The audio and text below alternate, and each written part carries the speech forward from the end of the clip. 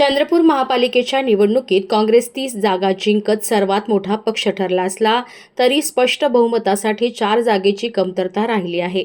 सत्ता स्थापन करण्यासाठी भाजपकडून जोरदार मोर्चे बांधणी सुरू असून 10 नगरसेवकांचा पाठिंबा मिळविण्यासाठी हालचाली सुरू आहेत।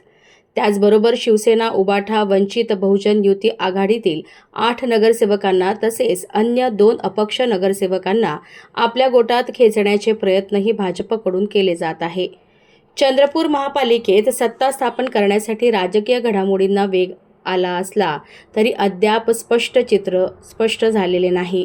काँग्रेसमधील अंतर्गत वाद शांत झाल्याचे भासत आहे, मात्र वाद पूर्णतः मिटलेला नसल्याची चर्चा राजकीय वर्तुळात सुरू आहे। दुसरीकडे भाजपनेही अद्याप आपला गट स्थापन न केल्याने महापौर पदाचा तिढा अधिकच गुंतागुंतीचा झाला आहे।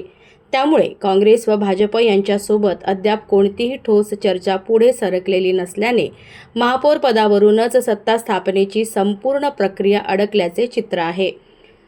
उद्धव सेनेचे जिल्हा प्रमुख संदीप गिरे हे महापौर पदासाठी आग्रही असून जो पक्ष महापौर पद देईल त्यांनाच आपल्या गटाचा पाठिंबा असेल अशी भूमिका त्यांनी स्पष्टपणे मांडली आहे।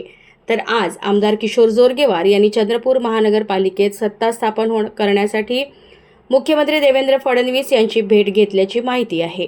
चंद्रपूर महानगरपालिकेत भाजपाची सत्ता आणण्याचे प्रयत्न अधिक प्रभावीपणे करण्याच्या स्पष्ट सूचना मुख्यमंत्री फडणवीस यांनी भेटीदरम्यान दिल्या आहे।